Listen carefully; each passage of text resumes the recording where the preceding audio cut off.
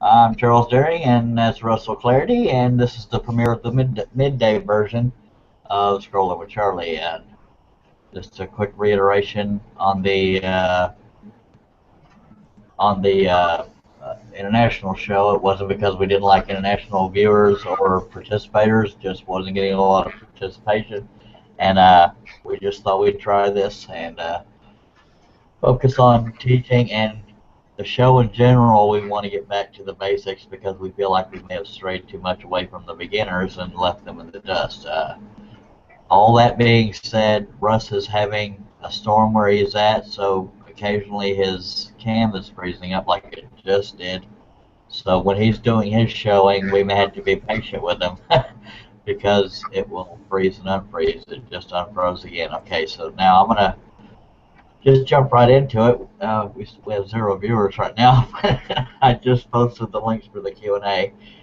If you are at home, wherever you're watching, uh, on your screen, not mine, up here in the corner over here, you will see what looks like the side of a Rubik's Cube. It's a square shape with a bunch of little squares in it. That's what you click on to do the Q&A. Right now we have no viewers, so this is going well. But I'm going to put the camera on me to make sure it stays there. Thank you, Russ. And I'm going to try to do all this stuff with one hand because I have to have a flashlight in one hand and move the webcam. Bear with me, folks. I'm sorry. Move the camera the wrong direction. That's real smart, Charlie. Okay. Thank you for getting dizzy with me. Okay, we have 3 viewers. Thank you all for watching so far. For anybody that knows me, I've been talking about getting a newer saw. Mine's 14 years old and an 18-inch. This one's 3 years old and it's a 22-inch. And being this show is aimed at beginners, when somebody tells you the size of a scroll saw, when they say 22-inch, they're referring to where the blade goes through the table back to here. That is the throat of the scroll saw. And for anybody that's been watching for any amount of time in the past, I was challenged to use a straight blade. It just so happens this saw came with a straight blade in it. But I only have one, so if I break that, I screw it up. So that being said, let's get into the parts of the scroll saw. Let me get my webcam controller out, and I can zoom in on certain parts. That way you don't have to look at me so much. Okay, now I can move the camera around more. I'm just going to take it off the thing and get everybody really dizzy. Good Lord. Okay. This is not easy to hold still. So forgive me, viewers. Okay, parts of a scroll saw. Everything is mirror image to me, so I'm going to be very... Now, Russ and I are both going to show our saws because although the parts of a scroll saw do the same thing on every saw, each saw looks different. And this, the one we're looking at, is a Hagner 22-inch, as I said in the beginning. Bear with me, because I thought the cord was longer on my webcam. Anyway, this knob right here, why don't I turn the dang saw around and use half my brain? There we go. This knob is a Hagner specific thing. It's called a quick clamp that attaches to this thing with a little screw.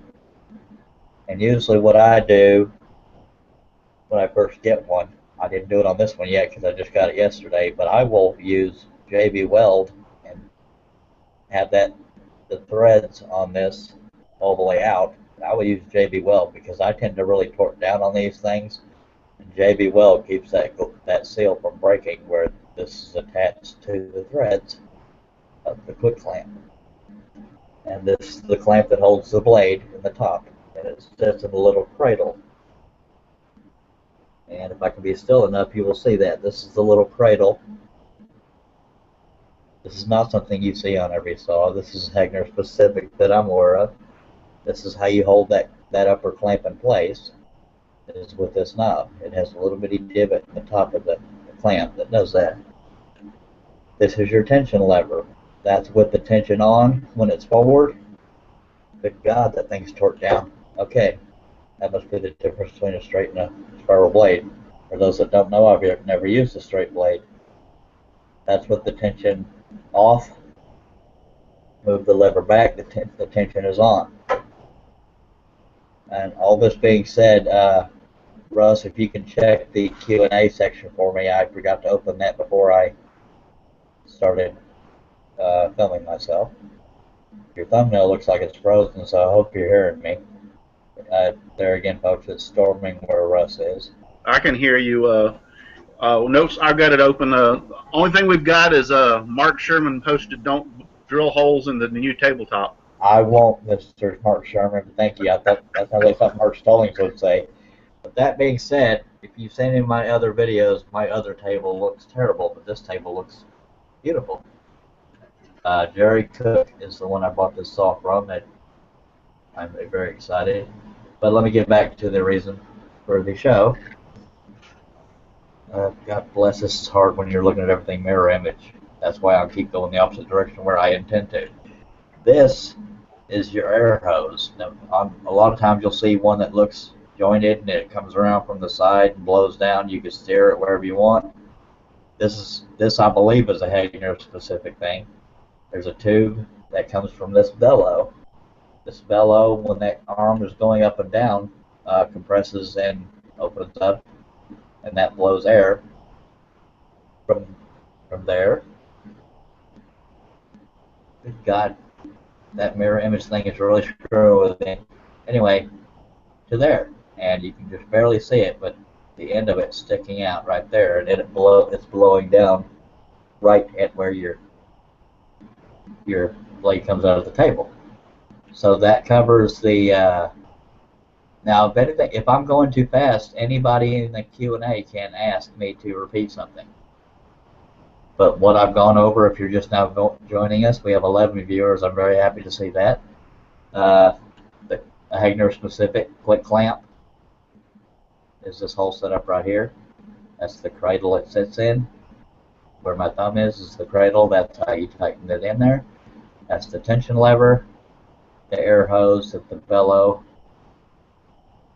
the lower arm going up and down, squeezes that, creates that air going through there. So now I'm going to go, I don't want to treat anybody like an idiot, but I don't know what beginners know and what they don't know. So since I said I was covering parts of saws, this is your upper arm. So that may be a big duh to some people, but you know, I got to cover my bases here. And when you talk about maintenance of a scroll saw on a Hagner, you will add machine oil occasionally to here and here. If I could get I don't know how well you can see that because the cord on my webcam is only so long, but there's very small springs inside there. But if you add too much oil, it will drip onto your project if it's going underneath those. I found that out the hard way. But I also had my other saw for 14 years, and I almost never oiled it, so it may not be a requirement. And just so you don't think I've skipped over anything, on some saws the tension, now I showed you the tension lever here, but to set the tension is this knob. I can't really move it because it's set right now, but you just turn that right to tight, left to loose, righty tighty, lefty loosey.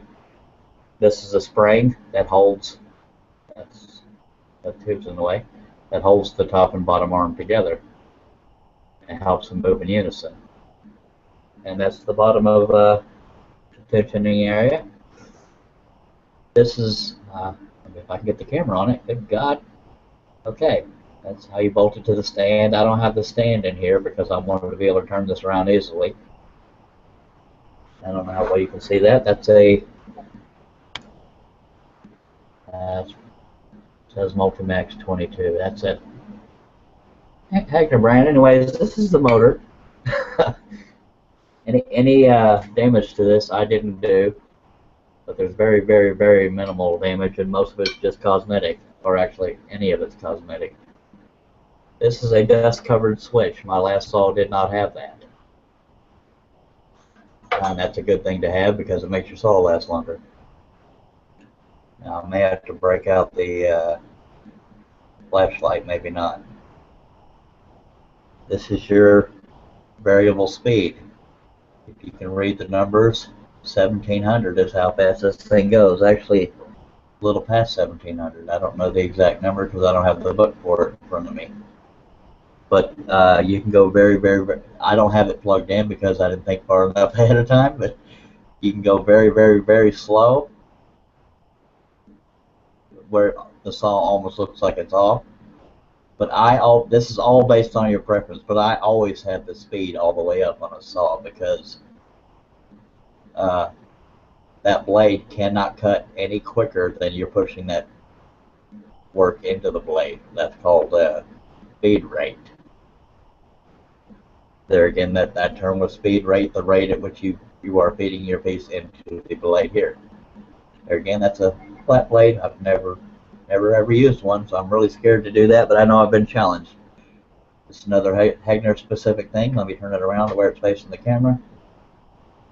And I'm hoping this will show up. If not, I got to use my other hand and grab a flashlight. That's the lower blade. I cannot see crap because I'm doing this with one hand, but this is the lower blade clamp. And I may need to grab the flashlight to show you the little cradle it sits in. I'm going to try to do that from the side. This is not easy, folks, I'm telling you. See that little cradle it sits in? That's attached to the lower arm of the saw. And that just basically holds it there. And I know that's a big dub, but God, I wish I could hold this flash. I wish my wife was in here to hold the flashlight while I point at stuff. Bear with me, folks. I'm trying to aim it with my armpit. Yeah, that's always fun. Okay, I'm not going to be able to point at it, but let me try to just rest this on the table and then pray to God it aims. Good, it did. Good. Just above this lower blade clamp, below it is that cradle I pointed at, but above it is the top part of the thing, and it's basically sandwiching the blade. That's how it holds it in place on the bottom, but obviously the tensioning and all that is above it. And this here is the bevel gauge. You're probably getting a lot of reflection off that, so I'll take the flashlight off of it. Now the table is not squared right now because I just took it out of my truck. But a quick tip for folks, actually this is perfect time to show you all this. This is a quick tip. A lot of people want fancy gauges and bevel gauges and little square things to find out if their table is square to the blade. So everybody in their house has some form of an aerosol can. Sit in front of your saw and eyeball it. And as you can see, that blade is not parallel to that can when you're eyeballing it. So you loosen your table, and hopefully that doesn't go flying because I'm doing this with one hand. Okay, I've loosened the table.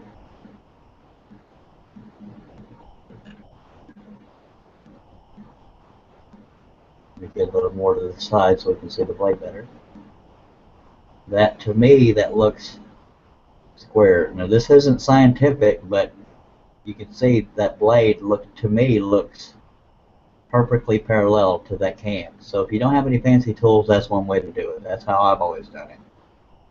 Now, since I don't have another hand to hold the table, sometimes when you go to tighten that knob, it will try to move the table.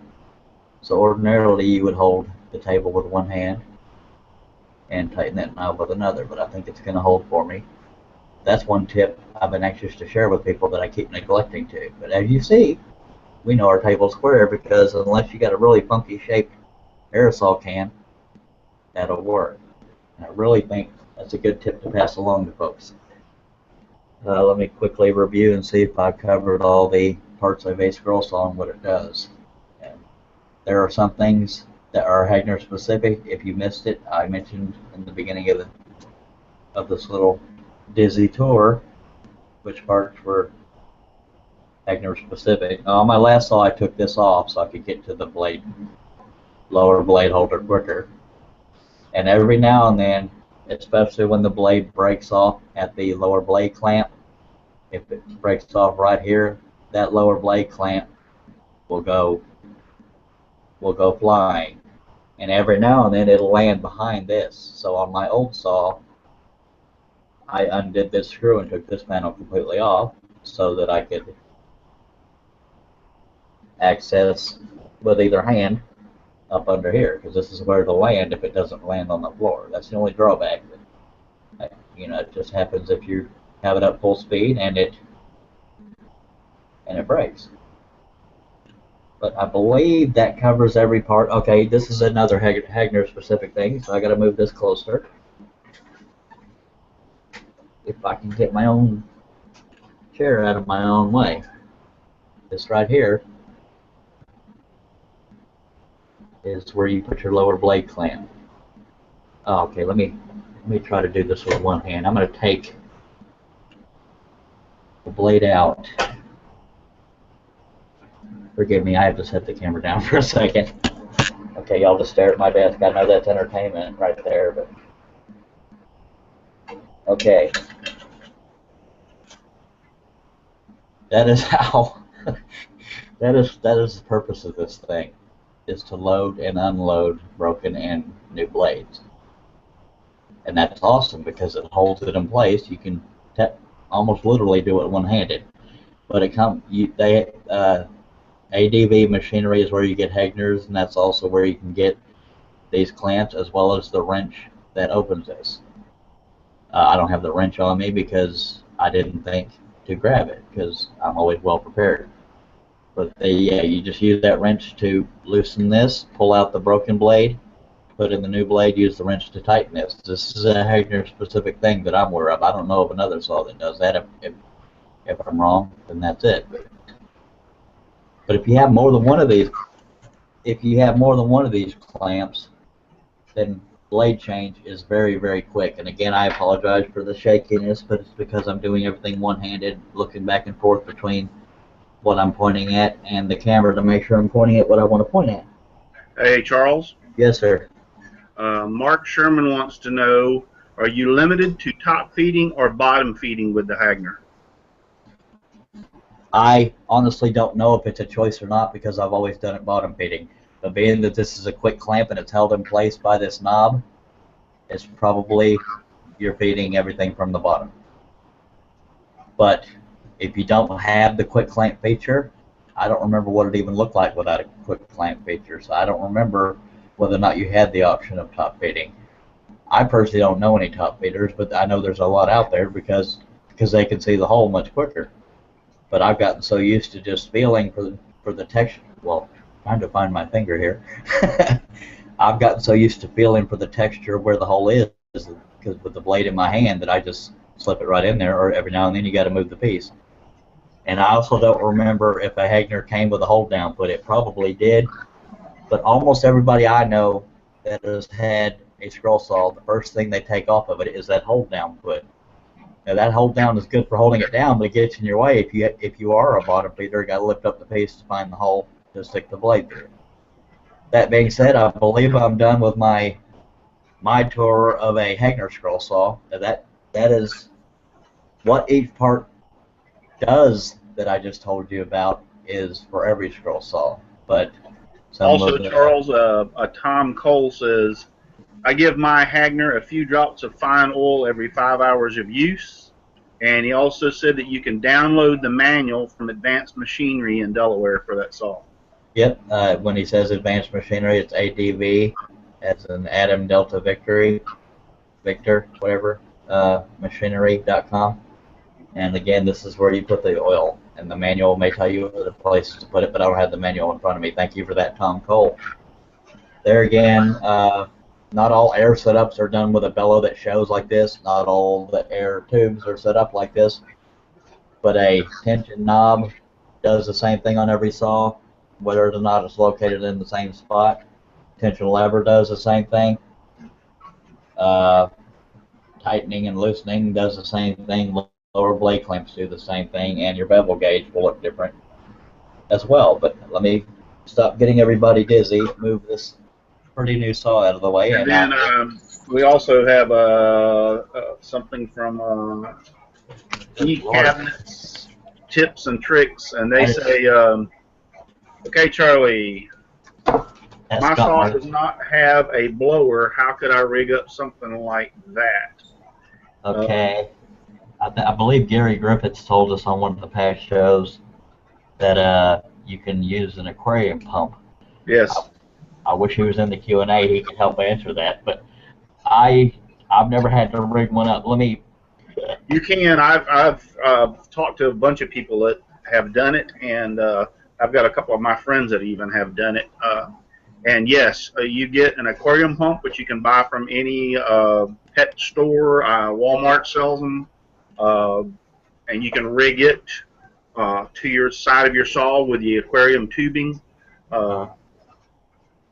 I've always been told by them to get the larger of the pumps, the largest one you can get. You're actually better because two things: it's designed to run for longer periods of times. I don't see how that's possible, but it also produces more air for the blowing of the sawdust. So yeah, the bigger is the better when it comes to those aquarium pumps.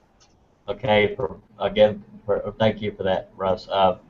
Folks that don't know, he's having a storm where he's at, so if you see his cam freeze up, you'll hear me repeat that a lot during the show, so people don't think that we don't recognize technical difficulties, but he's having a storm where he's at with a lot of lightning, so occasionally his cam will freeze up.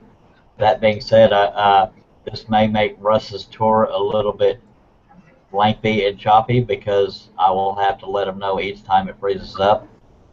Right now I'm getting just his profile picture, so let me go back. Okay, there we go. Okay, each time it freezes up, I'm going to have to interrupt him like right when I said that it froze up. So he's already prepared for me to have to interrupt him 50,000 times because it does it every few seconds, and I hope y'all will bear with us in the future that won't happen. Okay, right now you're not frozen, Russ, so hurry up. But Russ has... Well, I'll let Russ tell y'all what he has, but what he has is identical to a DeWalt, except for the color and the brand name. I'll let you go from there, Russ. Yeah, this is the Delta 4690, I believe it is. Don't quote me on that. I can never remember the dead burn number. Okay, you're frozen right this second, but and now I'm gonna. Okay, Russ, if you hear me clap, I think that'll be easier than me. I do think that'll be easier than me constantly interrupting you. But each time I clap, it means you're frozen. Each time I clap, it means you're unfrozen. Right now, you're still frozen. Now you're unfrozen. Go for it. Hurry, hurry, hurry. You're frozen again. You're frozen again. Bloody hell. Folks, this is just the bad thing of lightning on his end and the live show. But the premise, we had a dang good idea doing this. Okay, there, we can see his saw. You're frozen again, but at least we see your saw. Can you hear me? Well, yeah, we can hear you the whole time. All right. Well, if I'm frozen, I'll just continue to talk. This is the blade holders on the Delta. These can easily be removed. I put this little wooden knob on this, so I'm going to take it out just to show you. You mind putting it close to the cam? Yeah, that's just, I believe, wasn't that a Steve good idea? Yes, I believe his. I got it off of his site. It really helps, especially with your hands being able. This thing is so small to be able to tighten it down a lot better. These are these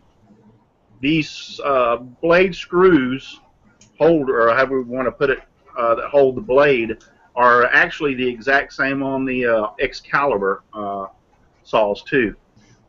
Actually, the Delta, if I'm not mistaken, is Excalibur sold the rights or sold part of the engineering so that DeWalt could start manufacturing their saws. They're a lot similar to the Excalibur, the Delta, and the DeWalt saw are.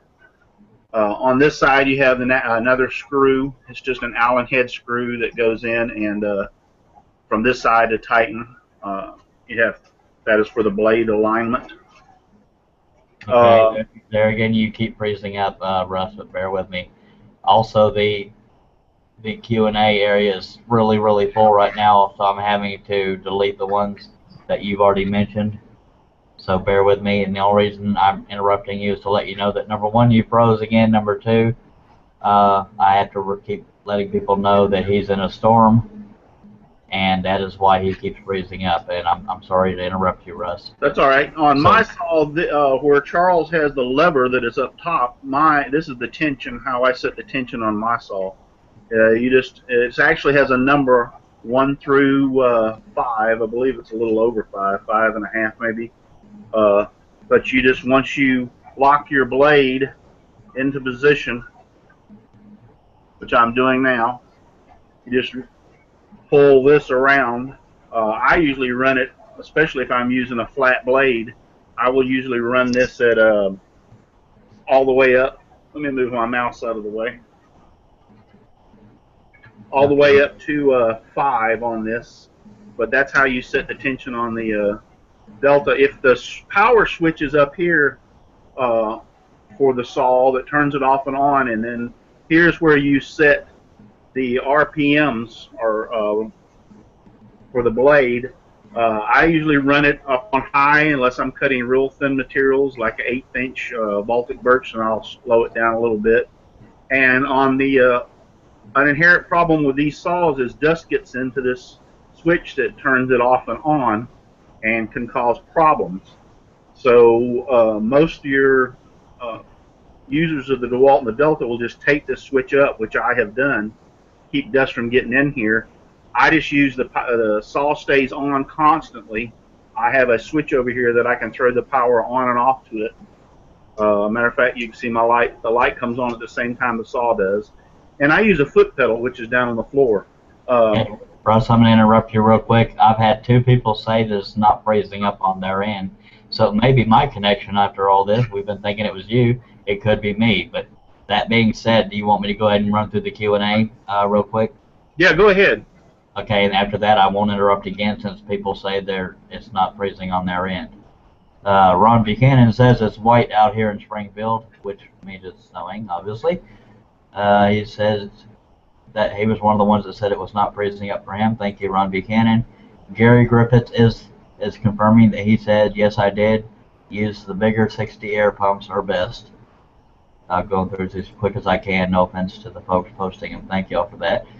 Tom Cole says the machine does come with the hold down, but as you said, most will take off first thing. That may have been towards my Hegner. I don't know, but thank you, Tom Cole. He also says one thing very important: never let the machine oil that you put onto the saw drip back onto the tightening rod or work loose and mess up your blade tension. That was towards my saw too. So sorry for not getting to that sooner.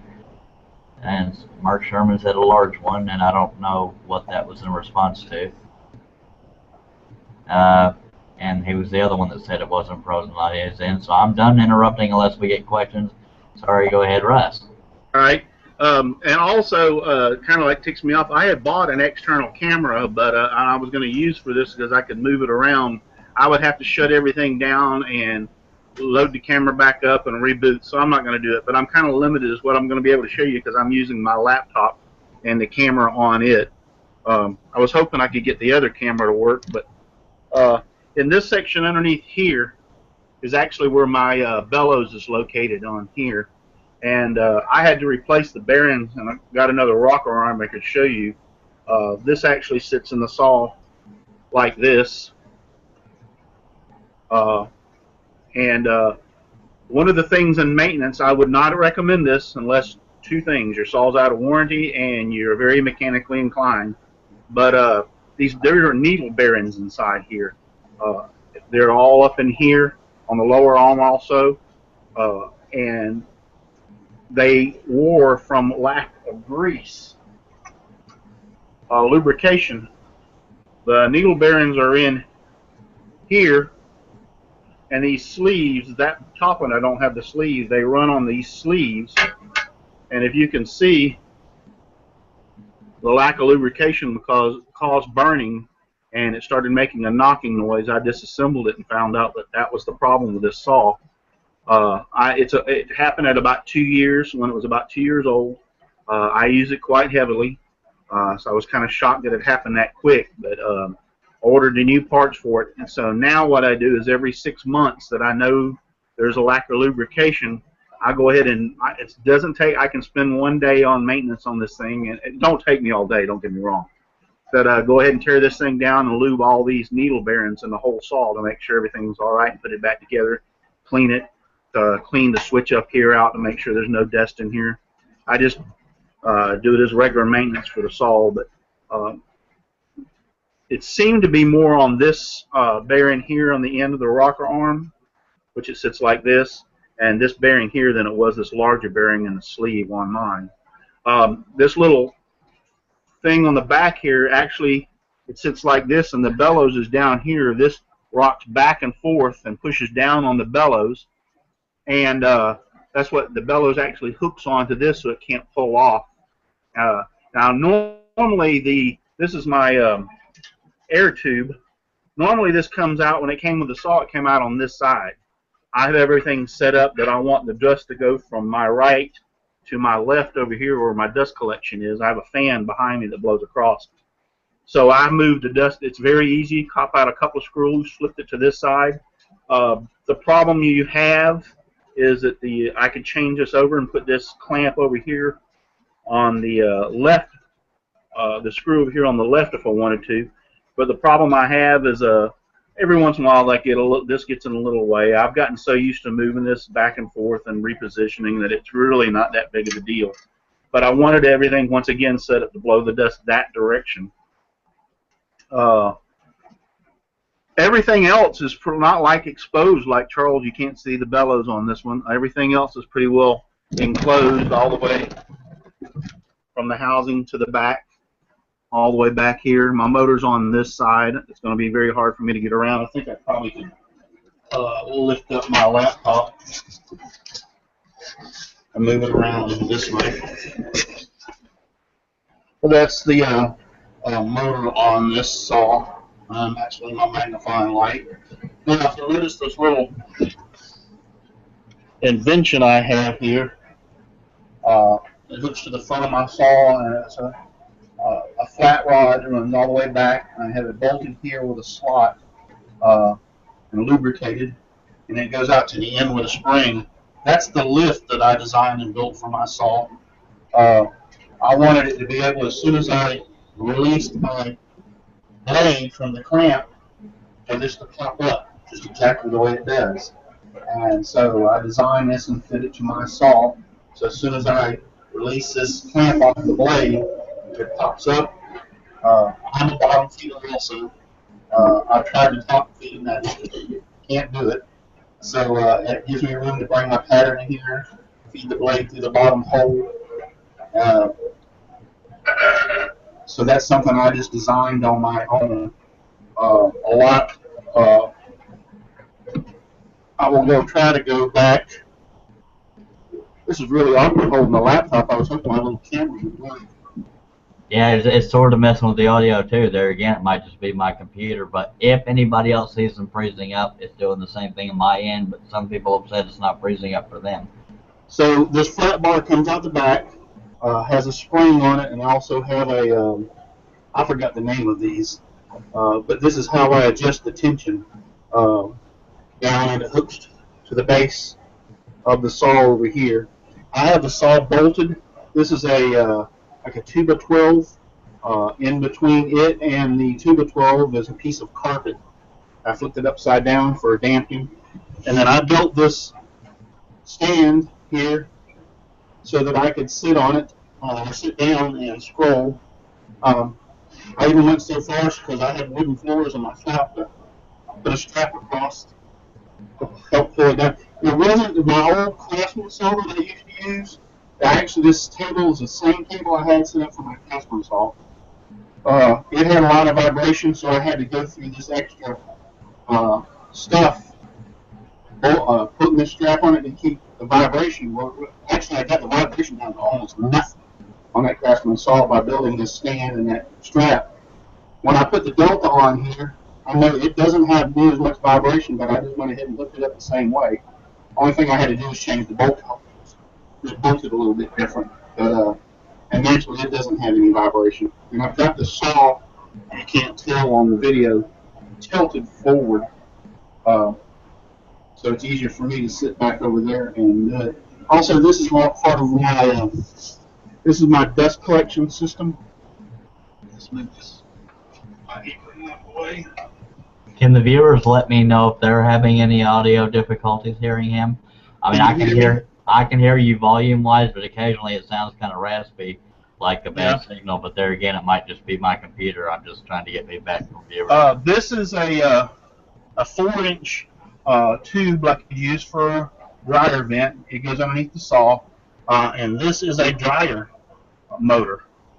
I came up with this little contraption here, but that tube goes outside of my shop, out into a flower bed, so all the dust goes out there. It's very quiet. This tube here goes over to a brush that I use to clean off my table. We'll move back around.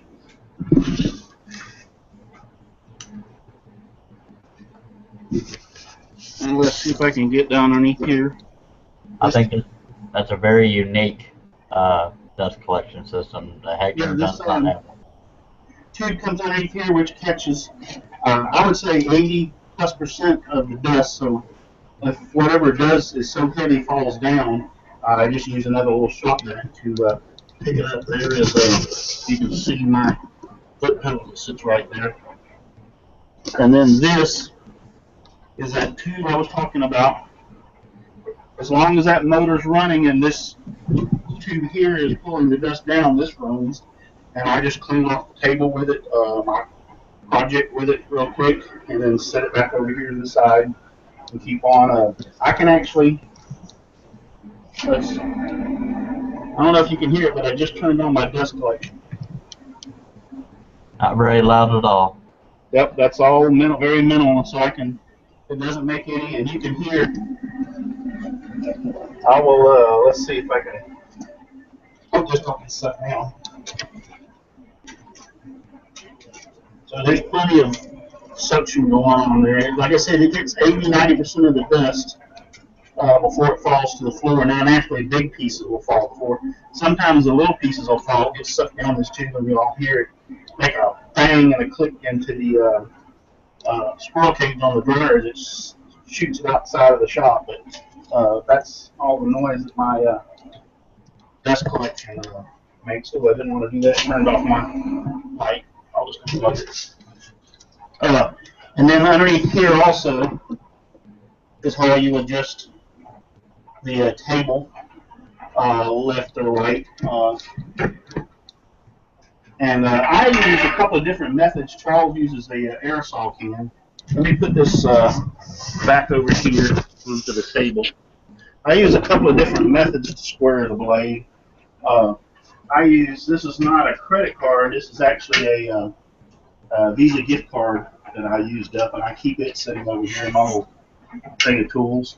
And I will put my blade in, tighten it down, put the tension on it, and check it with this card from the side to see how the tension is. See if I can move my hand. But use this to check the, make sure that the blade is square to the table. So we're both using something, basically using something to eyeball. Yes, and there's also another method that I've learned to use, and that is if you will take a block of wood. Let me turn this down here. You can take a block of wood, and you can take your blade and cut into the block of wood from the front. All you need to do is cut a little bit, flip it over, bring it around to the back, and if the blade will fall into that little slot that you've just cut, then the table is square to the blade. So that's another method I use. You can see where I've cut a lot of times just to ensure that the blade and the table are square to each other. But it's just as simple as that. Get you a block of wood, throw this one away after you've made too many lines, and cut into it a little bit. Flip it over, bring it around, and if it lines up, falls into the slot, you're good to go. The blade's square to the table. So that's another method I use.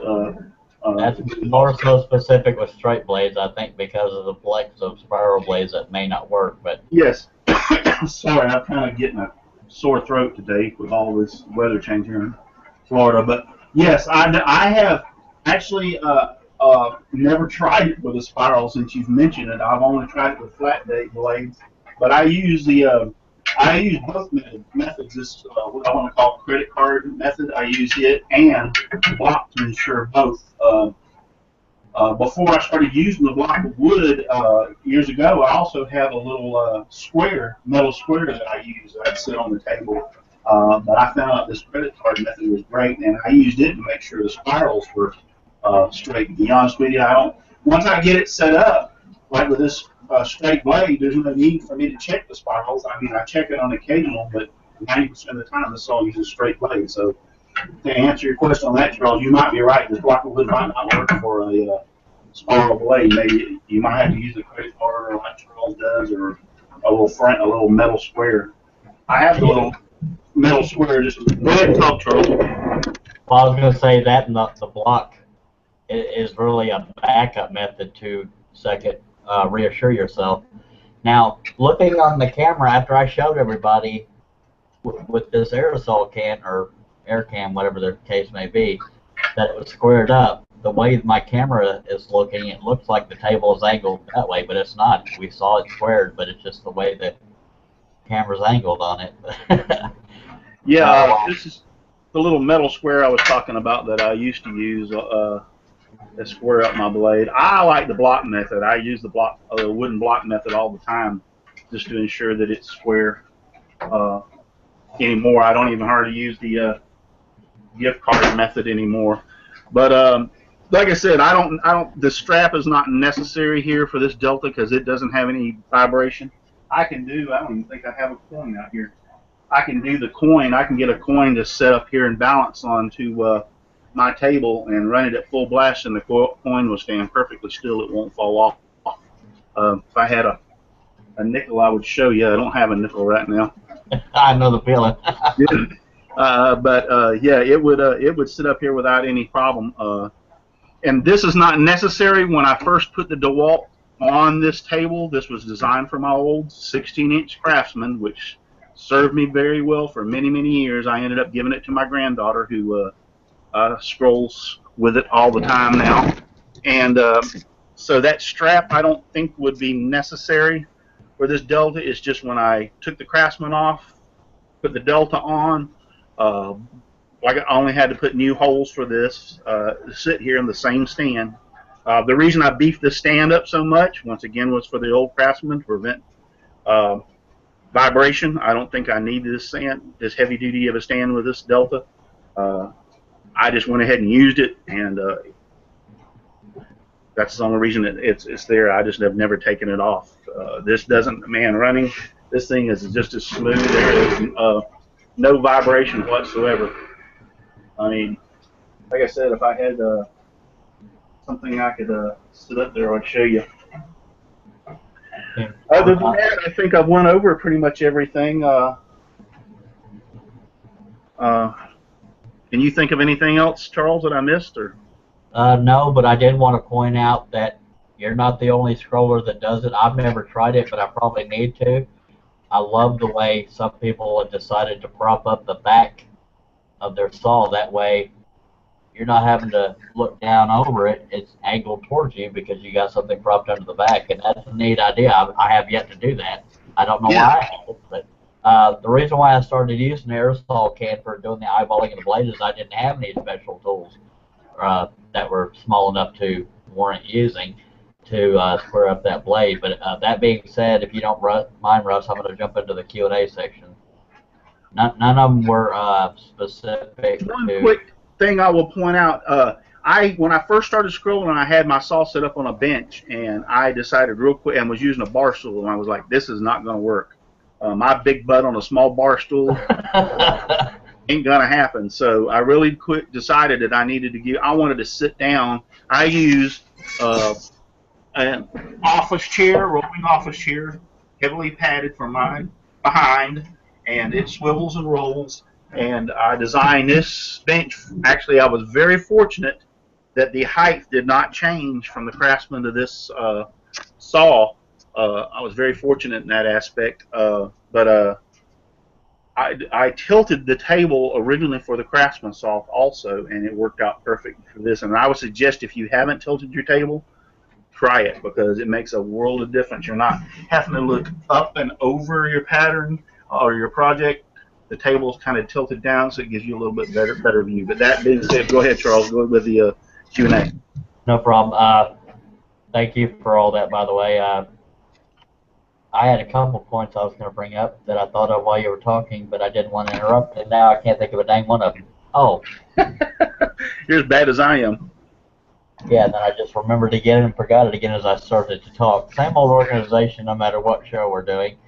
I'm going to go, even though it got answered by Gary Griffiths, Bob Rawson asked, so we don't have to answer this, Russ, unless we disagree. Bob Rawson asked, what difference, no, I'm going to get to that one. Scott, good Lord. Okay. Scott Marshburn, by the way, is E-Cabinets Tips and Tricks. If you can remember that name, that's who he is. He said, I'm looking at purchasing a new saw, but I'm restricted to the amount that I can spend via my wife. Do you guys have any recommendations for a decent beginner saw for less than $200? And Gary Griffiths answered that saying, on a cheap saw, I did my research on saws, and when I started, anything from Porter cable and down is good. Craftsman is okay. Just keep the arm bushings on the Craftsman greased, and it should last. And others say Porter cable has done them good.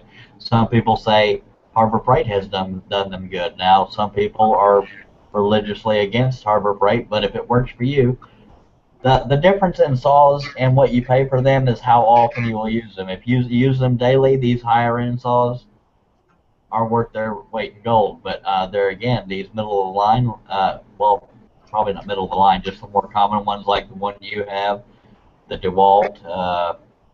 Excalibur's considered a top of the line saw as well.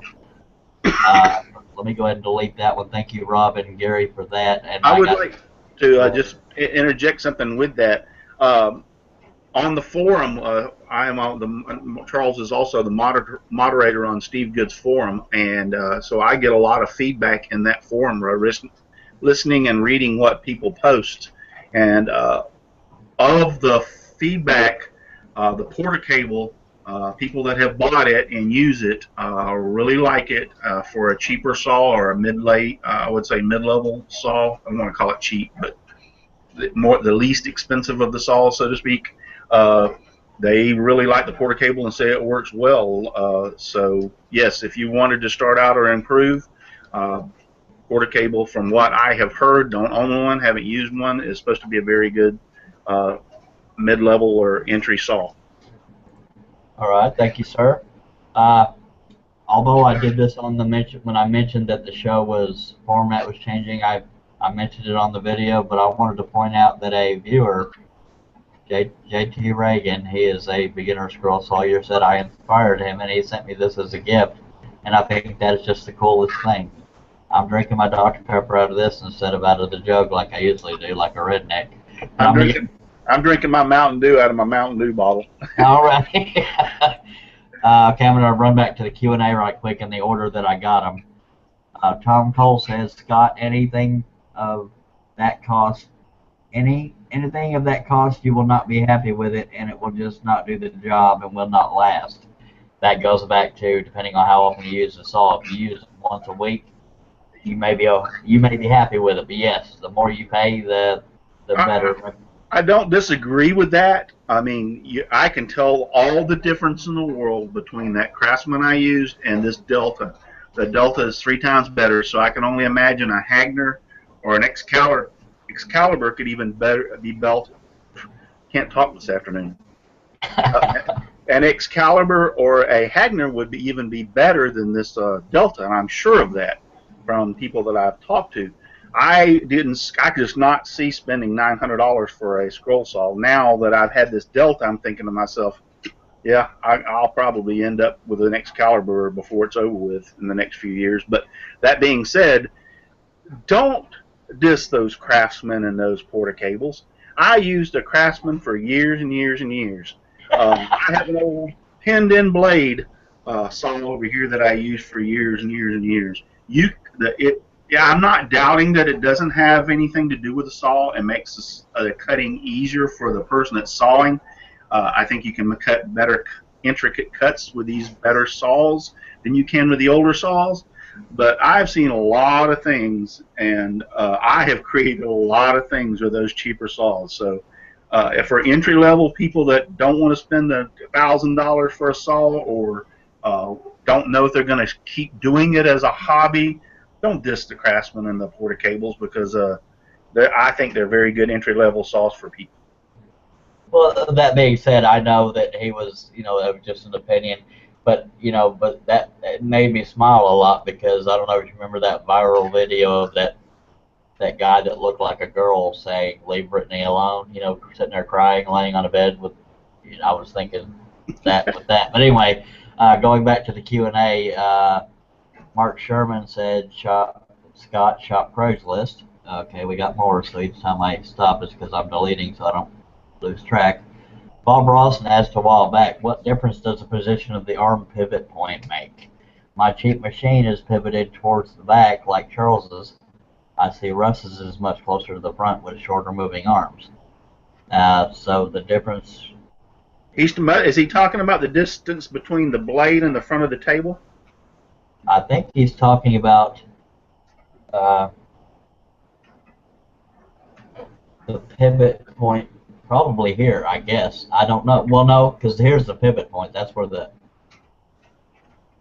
what he's referring to, is where the arms pivot. But yours is that little bitty piece that you were talking about the sleeves on.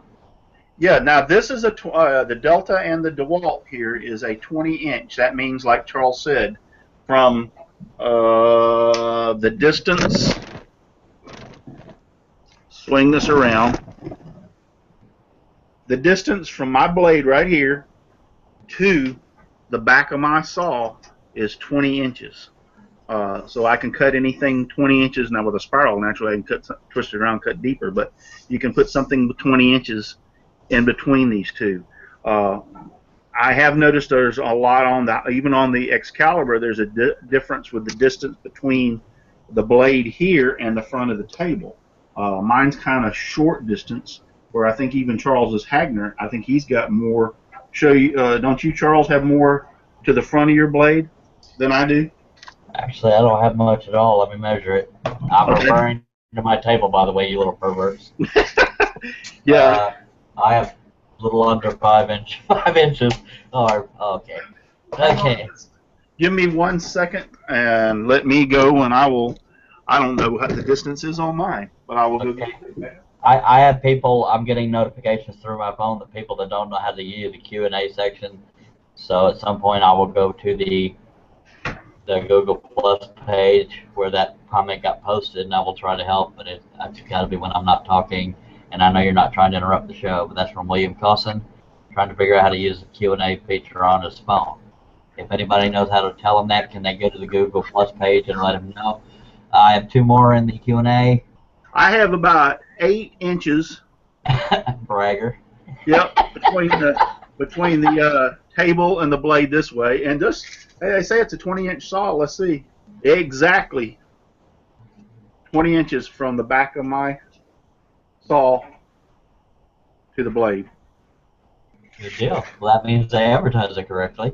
Mark Sherman says, I have one of those digital magnetic levels, love it especially for repeating angles for inlays. It starts with a W. I have one too. What the hell is it? I don't remember the brand name, but it starts with a W. It's a digital angle gauge, and it's usually used for doing bevels on anything, whether it be a table saw blade or anything. But I use it on an aluminum table. It won't stick, so I use a piece of tape over the top of it. Give me one of these. Let me get over there. Yes, but mine looks slightly different, but I can't remember the Well, brand now name of you're it. gonna laugh. I've had this for a while. I've had several things that I've bought from them. This come from Harbor Freight. I've had it for over a year now. I only paid $20 for it. I think it was 19.99. It was on sale, and I used a 20% off coupon on top of it. So it's worked great for me, and I've checked it to make sure that it's in calibration. So you can get the most expensive one, or you can opt out like I did and go cheap with a Yeah, Harbor. whatever works for you. While I had the camera on you, Bob Rawson reassured what I was saying. You see where the little bitty part comes out of the front of your saw?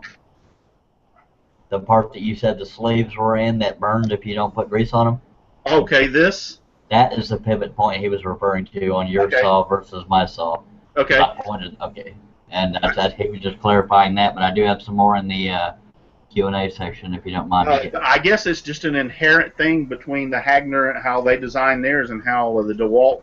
Like I said, actually, a lot of people don't realize this, but the DeWalt and the Delta 788 and the Excalibur have a lot in common.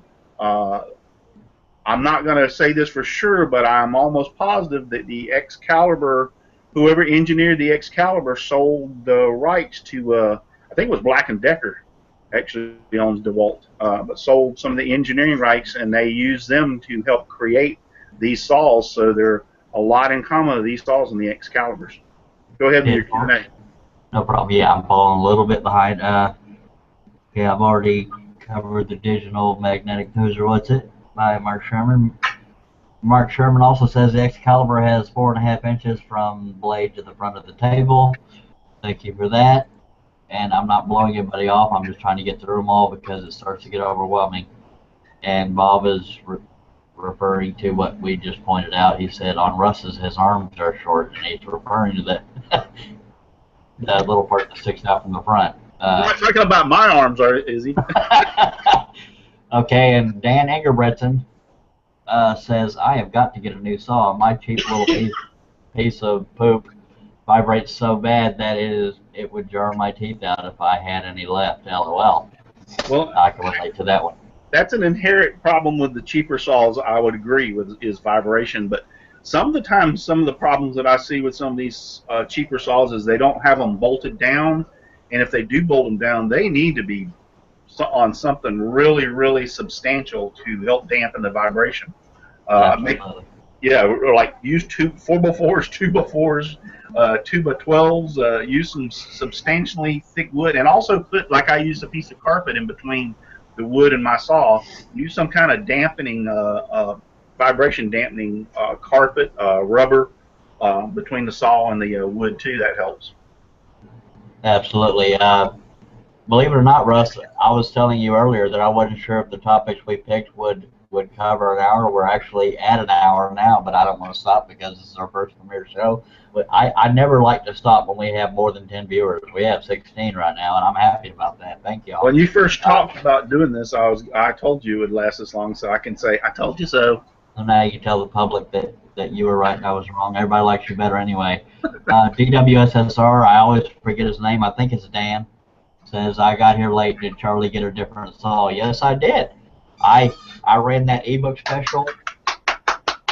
I ran an ebook special, and it's still running, by the way, but hardly anybody's taking me up on it. So I'm going to sit here and pout for a second. But anyway, about a $2,000 saw. I bought it for $700. He was only selling it for $695, but you know, $700, whatever. But it's 4 inches deeper than the one I have now, or had. It still have it. It's just in the shop.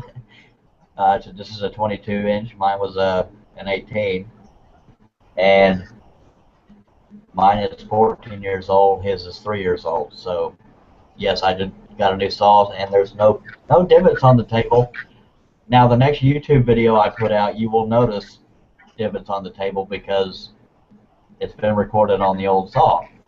But that being said, I always say that being said. I guess it's trying to sound intelligent. Anyway, yes, I got a new saw, and I'm excited as heck. Jerry Cook is who I bought it from. He lives in Kilgore, and we met halfway in Corsicana.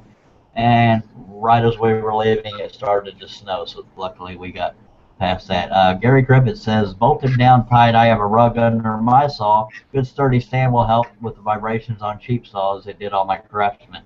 And that goes back to an issue that somebody was mentioning last week on his workbench. Russ, if you don't mind, could you mute yourself, because I'm getting slight feedback, and there again, it might just be me. I just don't want to take any chances, no offense. Okay, let's say you have a workbench. Let me get in front of the camera. Why don't I move the camera, genius? Okay. Let's say you have a workbench, whether it's thick or thin, and you have your saw sitting between where my hands are. My hands are representing the 2x4s under a self-built, not self-built, a homemade, whatchamacallit, workbench. If the saw is sitting between those and there's no support under the saw, it's going to vibrate, easy for me to say, it's going to vibrate between those 2x4s. So it's a good idea to have a 2x4 or a 2x12 or anything thick under even the surface of the table if there's any chance of that vibrating. That will soften it, as well as what Russ and Gary are using, that piece of carpet or even mouse pads. You use pieces of mouse pads, that'll dampen the vibration. Thank you for that, Gary Griffiths. And Russ, did you want to add anything on that? Sorry that you had to mute. That's a very few times we ever get feedback. No, yeah, if your just like you said, if your workbench doesn't have the proper supports underneath it, the material on top, let's say you use a 1/2 or a 3/4 inch piece of plywood, you could, and the supports are not really close together, and you could get vibration from that.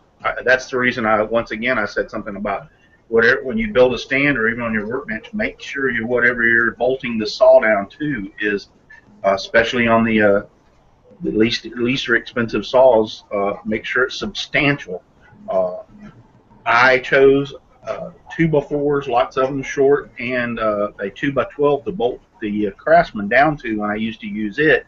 And I got news for you. And plus, I even strapped it because of my wood floor here to make sure that I could lessen the vibration. And I had little to no vibration on that old Craftsman. It's all served me. I used it for years and years, and now my granddaughter's got it using it, and she loves it. Okay, forgive me, Russ. I'm checking different pages in case people are posting questions elsewhere, and I'm trying to locate them. Let me look at the YouTube page and see if anybody's asked any questions there. We have no questions posted there, so let me get back to the show. Really big show. Scott Marshburn says, I have a 16-inch Craftsman that uses pin-in blades. That's usually what makes people want to get new saws, is because of pin-in blades. That limits you on the size of the opening that you can cut. But other than that, it's actually pretty sturdy with the pin-in. But sometimes vibration is, I'll get back to the rest of your comments, Scott, by the way. Sometimes vibration is a crappy saw. Sometimes it's not enough tension on the blade. If you go through that process of elimination, it could be a malfunction in the saw, or there again, a crappy saw. But it's good to contact the manufacturer if you think it's a saw itself after you've checked all those other things. And I may have skimmed over that too quickly, not being a beginner. I don't always think of everything. But to finish that up, Scott says, let me start over since I interrupted myself. I have 16-inch Craftsman that uses pin-in blades, but that restricts me to the hole size that I have to drill, which I already just said, so I didn't need to say it because he said it. Very frustrated because I have some good ideas for patterns, but I have to keep them to that hole size. Do you guys have any suggestions? Contact Craftsman and see if they make an adapter for that saw that allows flat-ended blades. Most manufacturers out there, if it's not like a 50-year-old saw or more, maybe they do, but check with Craftsman and Sears, whoever, and find out if they have an adapter. That's what I would recommend. If I'm not mistaken, believe they do have an adapter for some of their older saws to use pinless blades. Actually, I think I saw it at one of their Sears outlet stores, a couple of pairs of them for sale. But I'm pretty sure that they do. So yeah, like Charles said, check with Craftsman. Okay. The only reason I'm letting this show run long is because we advertise certain topics, and to be fair, I want to cover those topics, and I hope we don't bore the viewers with them. But there again, we're aiming at beginners because we've spent too long starting to stray from them. Uh, one question Russ Meadows asked a while back. Thank you for that, by the way, Scott. Russ Meadows asked pricing your work. Now, some people have a formula for doing it. I don't have one because a lot of the wood I got was from an unfortunate incident of a friend that had a stroke. So I don't have to factor in the material costs as far as wood goes. Yes, I have blades, but I go by how long it takes. Now, I'm not trying to promote myself by giving examples, but this took a while, but it's not very big.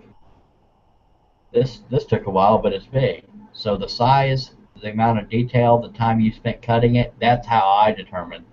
My base price is base size and base price is generally approximately 16 by 20. It's usually the smallest I'll go because of how much detail I generally put in things. And my lowest price is usually 125. Occasionally I'll go lower than that on something. That's how I price, is just after years of doing it, what I would like to recoup out of the time it took to do it, plus all the designing it took to do all these.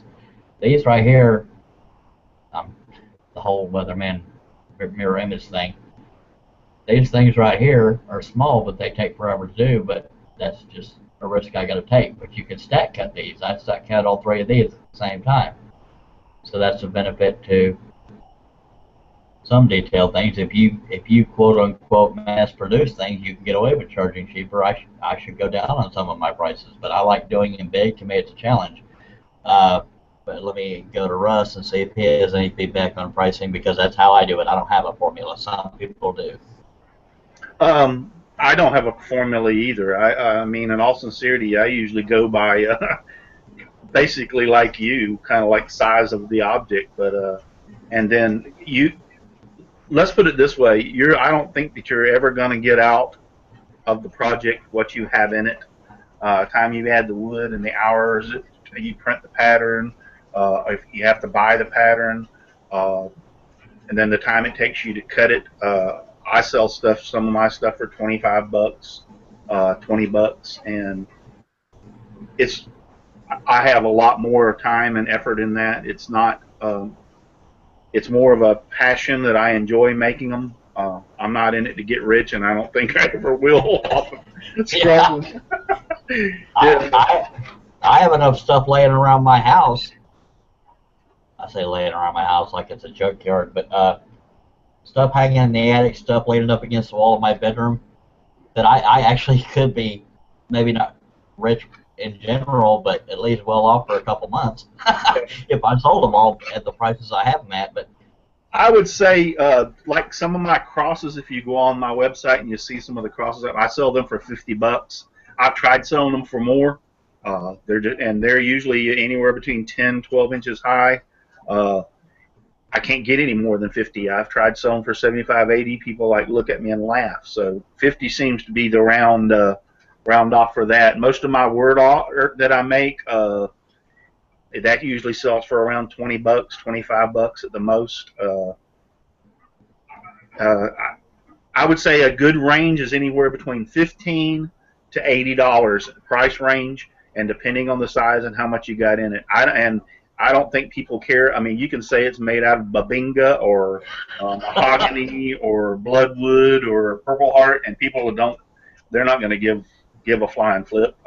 You say it's made out of African babubica wood that's only made for a month, 100 years ago. And they'll say, now the average consumer, unless they are an artist or a craftsman, does not know the time that goes into some of these, and this is because of those dang. Now, wait, I shouldn't have prefaced it sounding it with an attitude. Some people use CNC, some people use lasers, and they're passionate about it. But because, and all due respect to those people, I'm not saying they aren't artists. Some people will debate the crap out of that, but I'm not going to go there. But it takes me a lot longer to do this than it takes a CNC or laser to do it, and that is the difference in pricing a lot of, because people with lasers and CNCs can more so mass produce these kind of things. But I forgot what Look my at point was. look at also, Charles, the imports. I mean, you can go some of these import stores and people they're mass producing them coming from China, and you can't compete with their pricing. I mean, they got stuff in there that for $5 that I'm sitting there looking at it going like, how in the heck it would cost me more than $5 to buy the materials and make the darn thing. Yeah.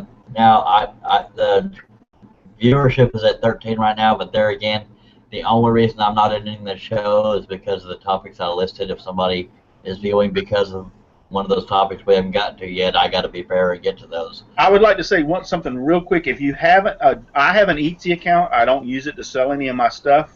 Primarily, did the Etsy account for one reason: is if you'll get an Etsy account and go on there, look at the woodworking that people do and post on there for sale, and see the price ranges that they're using, and that will give you kind of an idea to help you price some of your stuff. If you're a newbie and don't have any idea how I'm supposed to price this, that helps me sometimes when I create some things. I go on there and look to see what the average price that they're using. So that's just a tip for me. Absolutely. I love to give Russ crap about how he talks. He calls a Hegner a Hagner. He calls Etsy Etsy, but most people call it Etsy. But I'm just going to give you a heck on that, Russ. But The Etsy, I don't know. Hell, I don't give a we were crap. raised here in Florida. We talk like this all the time. God, here in Texas, we talk all kinds of special. But Stevie Rogers says, I don't think you can ever recuperate the time it takes to uh, recuperate. Wait, I don't think you can ever recuperate the time it takes, but you can make a little on the cost of materials, and I agree with that. I got a personal message on Facebook I can't refer to right now, but okay, I've been checking, by the way, Charles, so you would know, and I've been checking YouTube. I put on there post questions here, and we'll try to answer in the live show. So far, there hasn't been no questions on YouTube. So 10-4. Another thing that factors into pricing is where you live. What is popular in one area may not be popular in another. Crosses could be really big in Kentucky, I just total guess, but maybe they're not so big in Washington. I mean, that's not stereotyping or anything. It was strictly hypothetical. Where you live, the size of the town you live, where you're selling, what people like in that area, all of those things factor into what will sell. That was probably more at what will sell than pricing, but they also say you can sell 100 things for $1 or one thing for $100. So there again, the simpler you go, you can get away with cheaper, but you can sell a lot more of them. Okay, getting back to the topics we mentioned, the other topic was using a straight blade and using a, God, this show's going to run long, Russ. I'm afraid we're going to lose viewers. Viewers, give us feedback if you want us to wait till next week on using straight blades and spiral blades, or if you want us to cover it on this show since we mentioned it as a topic. I know it's our show, do what you want to do kind of thing, but the show is full. I think yeah. Before we lose everybody, I mean, we're a happy meeting. We covered that was one of the special requests that we had about the pricing thing. We've covered that in our saws. Let's hold off and use it on the next show. I was thinking that too, but I'm afraid there might one or more of these 12 viewers that we got left might have tuned in just for that reason. Well, if they did, start popping comments and we'll know. Q&A. Yeah, because I don't want this to turn into a 2-hour show, which, I mean, we have fun on the evening shows when that happens, and I had fun today, but I do not want to run viewers off thinking, oh my God, we're always going to sit through these long shows. But that being said, I did advertise it. That's what gets me. A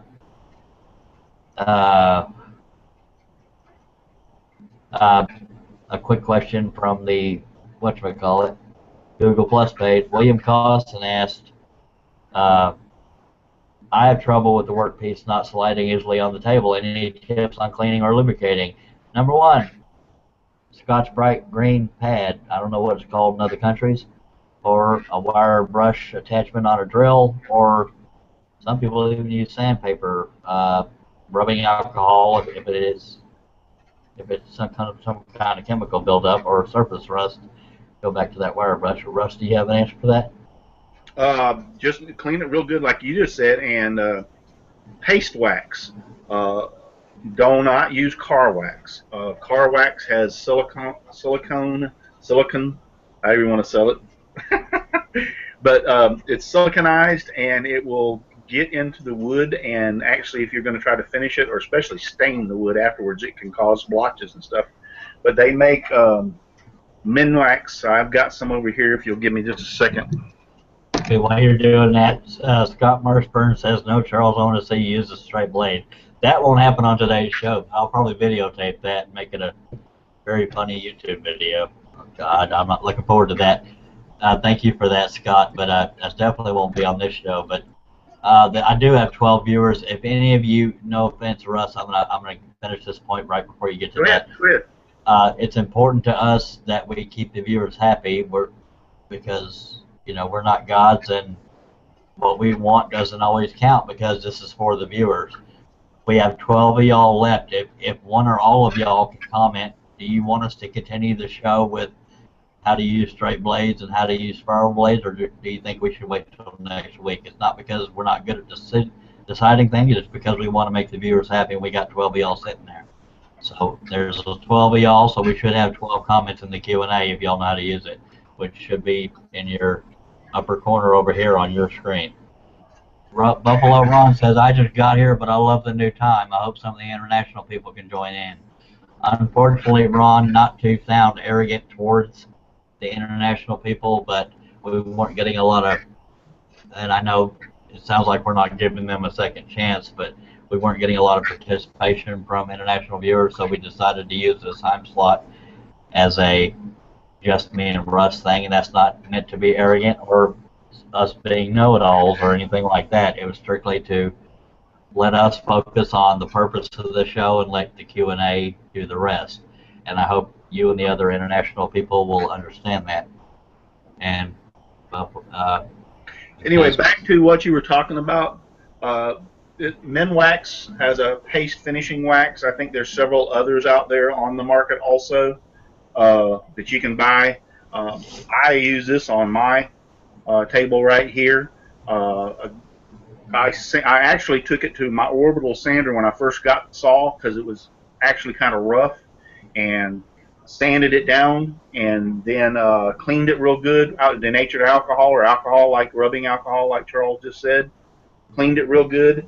Put a few coats of this over the top of it, and you won't have any problems with it sticking. It'll slide real good. I don't know what kind of saw he has, but especially if it's a cast iron table, which this one is, it felt kind of rough, but it's slick as glass now. I have a hard time sometimes things, even the piece when I set it up here will actually, if I bump the saw, will actually slide off.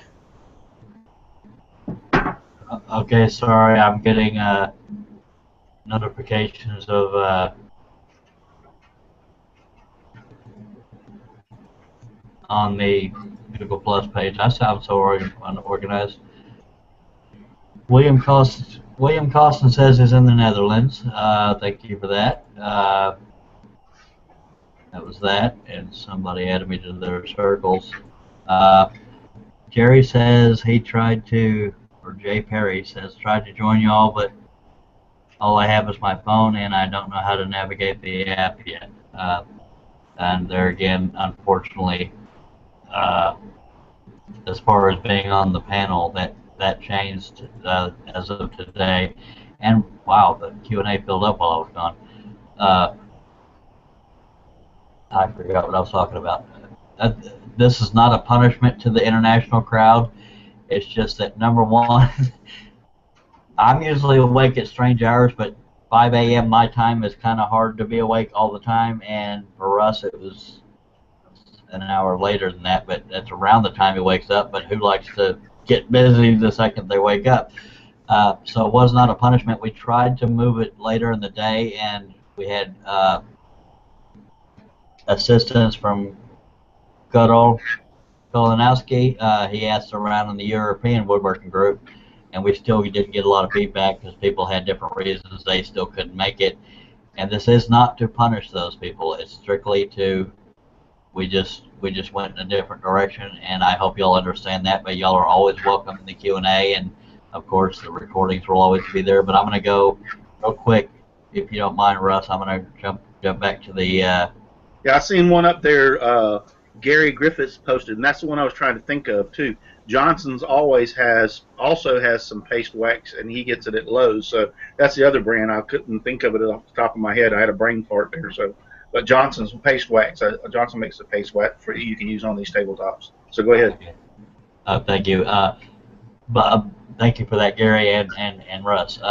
Buffalo Ron was just clarifying that he lives in California, but he understands the international problem. And I didn't mean to sound like I had an attitude. I hope I didn't, Ron. Stevie Rogers says, I would like to see the show continue. P.S. I'm international, LOL. So, by God, that's one vote. So if any of y'all are getting bored, blame it on Stevie Rogers. He wants to see us keep going. And Scott Marshburn of eCabinet Tips and Tricks says, great show, guys. I really like this format. I kind of like it too, Russ. I'm going to admit. I do. I feel like a radio host, except for our ugly mugs are on camera. And now, live from Texas, here's Charles Deering. Mikey, the weather out there is pretty damn cold. All right. Now, we got 14 gears.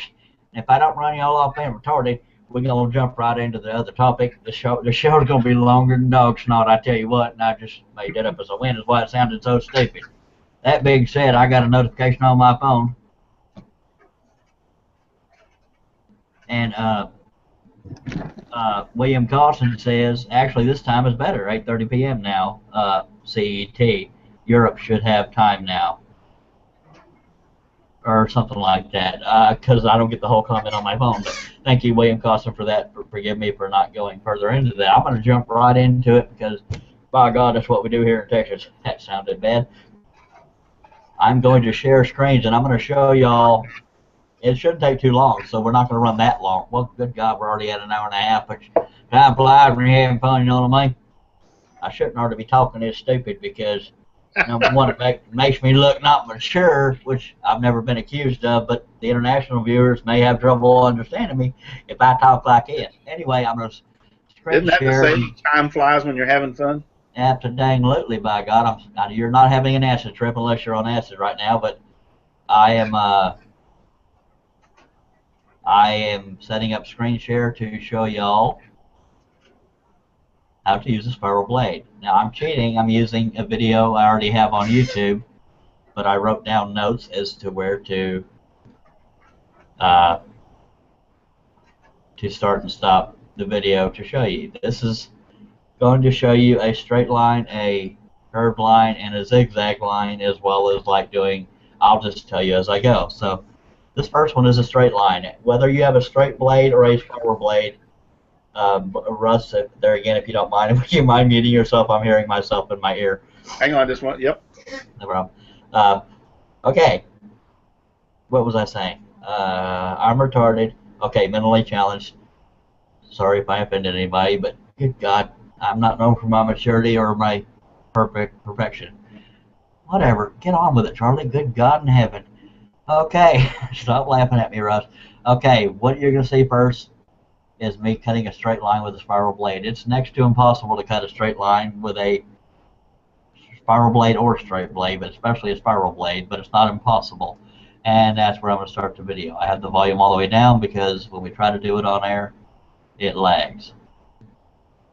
Now, the shutter speed, you can't really tell, but that's a full 1700 RPMs, and that's the divoted table you heard me referring to earlier in the show. But you'll notice my feed rate being the pace at which you're pushing the piece into the blade. I'm going very slow on a straight line. That's the only way I can get it. You saw me going back and forth. That's because occasionally, if I leave a little bitty bump, that's an advantage to a spiral blade, is to use it as a little mini sander. I've said that on almost every show that I talk about spiral blades. But at quick glance, that's a pretty darn straight line, and I'm not bragging because it's not perfectly straight. Okay. Now let me move on to my next timestamp, which is 3:43. You saw that 343, 343. Where's 343? We're getting there. We're getting there. Holy monkey! Look, I stopped right on it. Come on, YouTube, catch up.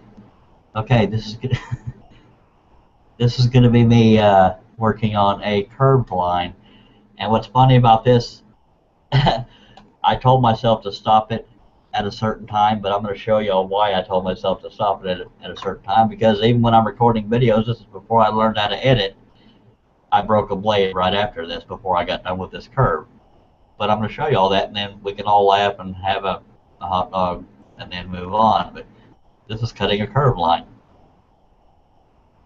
There again, a person with a straight blade would have to turn the piece as he went. I am just sliding it side to side. And yes, I'm going slow because I'm trying so hard to stay on the line because I'm doing a video and don't want to look stupid. Yeah, that's strange that I would say that because I don't look anything but... No, dang it, I got to stop dogging myself. The blade is going to break on the beginning of the next curve. But this is doing a curve. Blade about to break. Boom. Yeah, that'll scare the crap out of you. All right. Now, I know I'm just jumping through it, but Russ, if anything comes in the Q&A, go off mute and let me know. But if it's referring to the spiral blade. And there again, I was going slow. I don't usually cut that slow, but for the sake of staying on a line. And there again, for any scroll saw, there's no law saying you have to stay on the line unless you're cutting very, very, very intricate fretwork. There's no law saying you have to stay right on that line. And let me move to my next timestamp, which is 7:17. That should be the zigzag. You're not drunk. We'll start at 7:16 because I'm a rebel. Okay, we're going to start the zigzag now. Now, the reason why you saw me turn that piece of wood is when I'm cutting a straight line. And I know that's a zigzag line, but each zig and each zag is a straight line. I like to cut it towards myself. That's why I turned it, at least the beginning of it. I don't think I do it towards myself on every angle, but that beginning one I definitely do.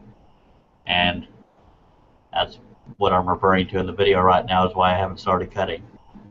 This is pre-recorded on the divoted table.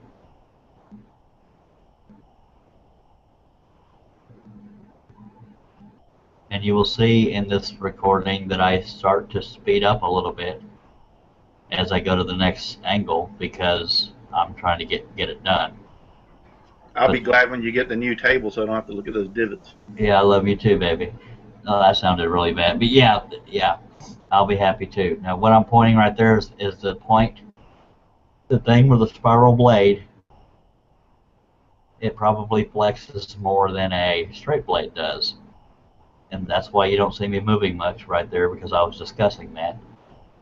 And I'm going to pause it right here to say that when you get to the end of a cut like that corner,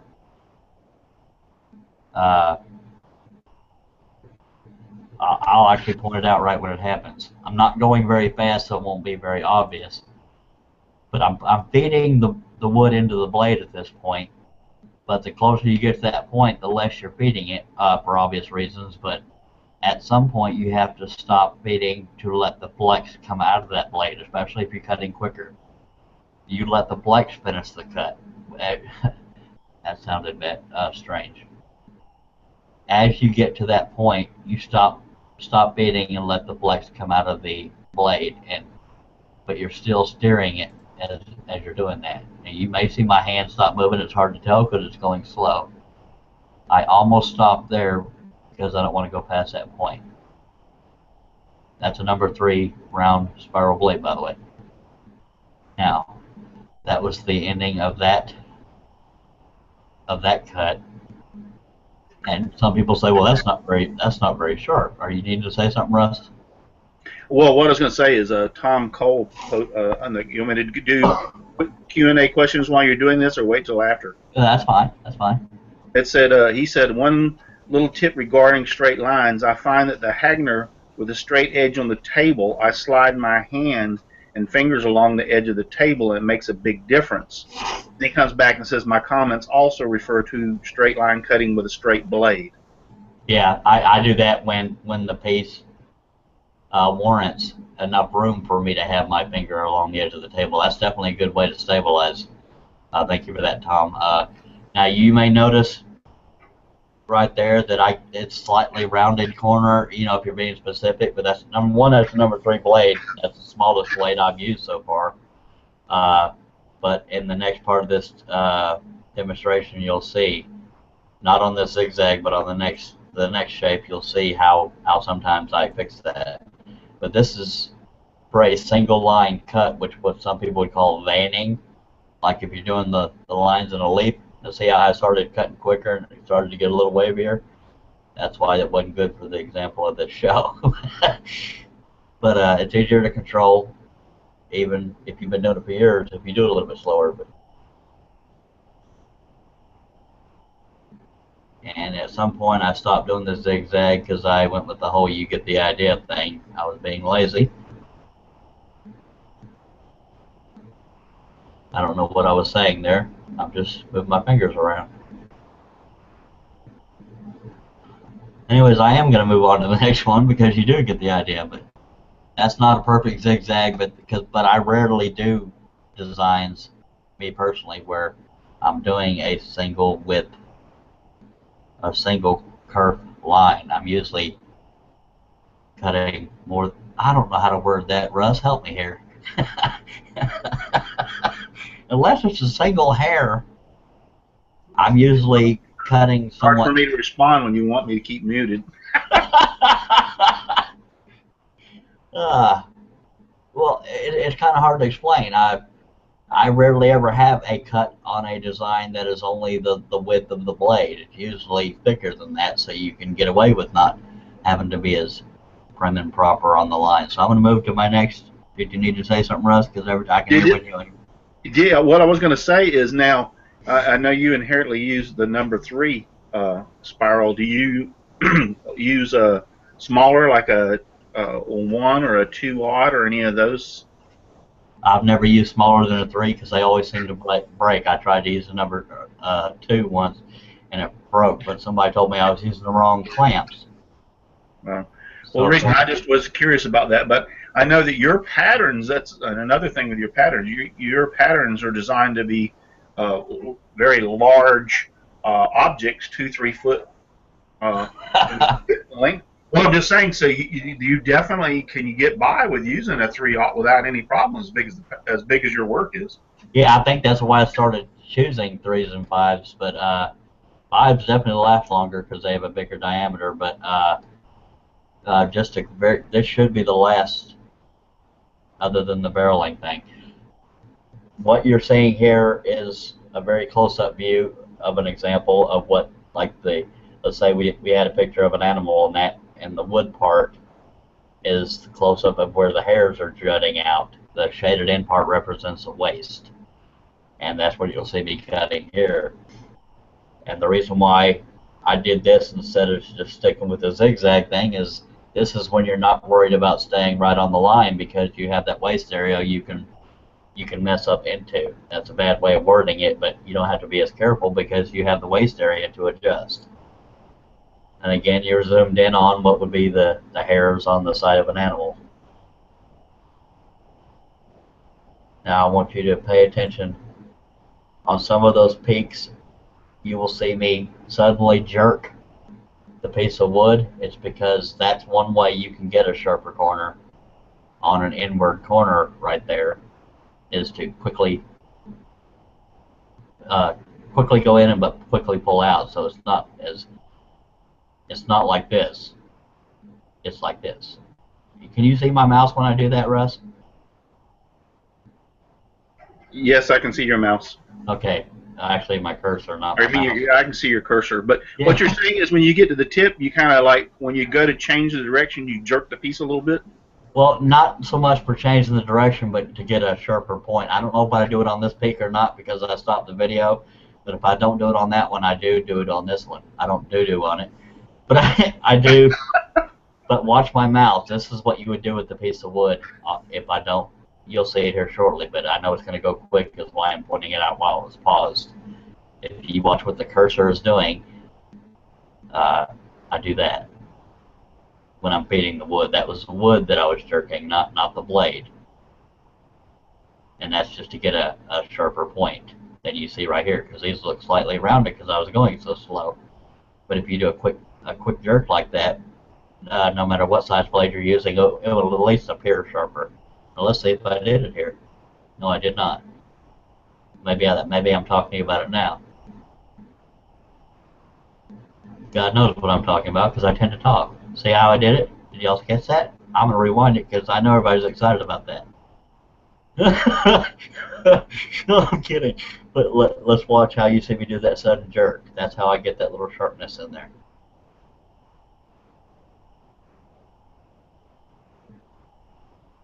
Okay, yeah. Didn't make that much of a difference, but it did help a little bit. Now, we're going on to the outward side of the peak, and that's the advantage to the waist area. You see how I'm going past that peak? As this is how to do it easy with a scroll saw, is you go past it, and then you come back to it, and then start to cut in there. But if you tried to just go around it, it would round that little peak. And I'm probably still babbling, is why I'm cutting so slow. Well, I'll be darned. You taught me something right there, buddy. Yep, you go past it and then come back to it. I never thought about that. Thank you. I'm glad I taught you something there. See, so Charlie is dumb as he acts. By God, he's smart every now and then. No, because what I would try to do is the exact same thing you did on the others. I would just try to roll it around. But now that you made that statement about going past it, I find that I do that with flat blades too. I just never thought about putting it to use with a spiral. Yeah, that's why I'm so scared to use the dang straight blade, because I don't have that option of, I have to watch to see how I just pop that thing again. I don't know how to come back out of a corner, so I got to watch that last video you put out of how to go into one corner and come back out. I don't even know what I'm going to cut with that straight blade, but I know everybody will be laughing right along with me, or they're going to be laughing at me, especially Mark Stallings, because he was the first one to challenge me. And yes, I went short of the peak there, but it's just an example. And I know this has been extremely exciting, but this portion of the tutorial is done. Now the only other thing I'm going to do is, I've talked about this in an earlier show, but this is an important thing. I've talked to you about what I call barreling, and this is a visual example of it. 1348, 1348, 1348. I usually brad nail my stacks together, but since I was doing this for demonstration purposes only, that's why I'm showing you this. We'll start at 1345 because I'm a rebel. Now, that line represents I'm not getting a perfect angle because I'm having to do it back when I had a handheld camera and didn't have a tripod. That is an example of, I almost never stack cut 4, much less 3. I generally stack cut 2, but this is to show you an extreme example of barreling. The blade right now, for the sake of this, is going straight through the pilot hole, straight through 4 pieces of wood. If you cut slowly through all 4 of these, you will get a good cut. But barreling, just think of it like you're looking at a barrel. The sides are curved, and you'll see me show you here shortly. I will pause it at 1429 because that would be a perfect picture of what barreling is. I know you're all anticipating waiting 29 seconds right now. That's what I wrote in my notes anyway, that was a perfect place to take a picture if I needed to. In comparison to that little pen line anyway. So bear with the silence. So I am doing this with one hand, is why it looks so retarded in the video. Okay. Right there. Okay. That's barreling. Now, when you, I hope I can explain this correctly, because I tend to have a real good way to word it in my head, and when it comes out of my mouth, it gets all screwed up.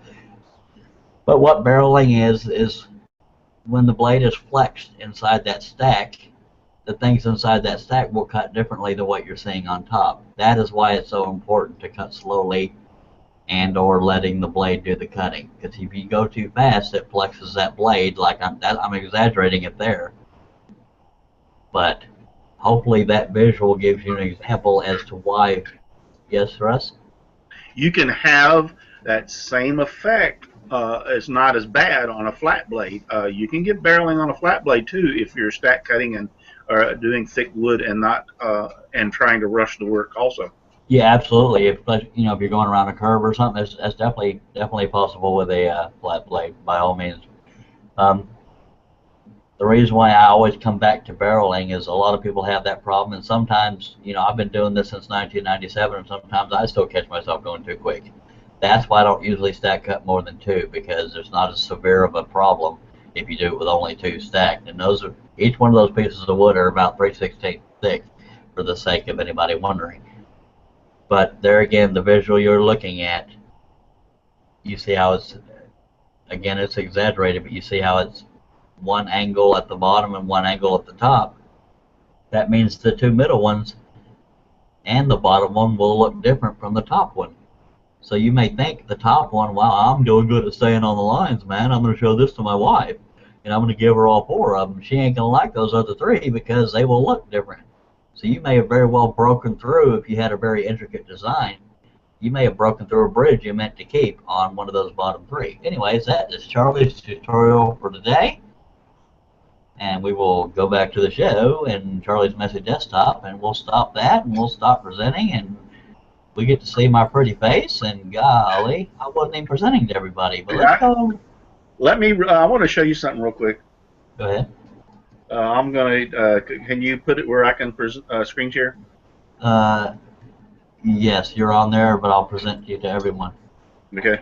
Naughty, Russ. There's some stuff in there's some stuff in the Q&A you weren't telling me, but go ahead. Well, because I was mesmerized by watching you. I'm sorry. No, I'm just messing with you. I'll get to those as soon as you're done talking. I'm just messing with you, buddy. Can you see my screen? Right now, I personally, but then again, you were freezing up earlier. Right now, I just see your profile picture, but your screen should pop up any second now. Let me go back here, and then go back over here. Oh, it's showing your radar. Yeah. Can you see my cursor where the little hand is? Well, no, it went back to your profile picture. I'm hoping the viewers can see it, because earlier they said you weren't freezing up, and I saw you. All right. Well, anyway, where that little hand is I live right on this side of the county line, and you can see that says Poke Radar. Right about where my little hand is, where it says Poke Radar. This has been going on for the last several hours, and we've had some pretty heavy rain going on here. So that's the reason if my screen does freeze up, I was probably because of the weather. So yeah, and there again we had a couple viewers that said it wasn't freezing up, so it may have just been on my end. But I would like to try it with after we get off, if we could open up this area for just a hangout and let some people on, or maybe open up another one. I want to try it with some other viewers to see if my little camera that I bought works, because I want to see if it. We'll talk about that later, but see if it works. Yeah, we can do a.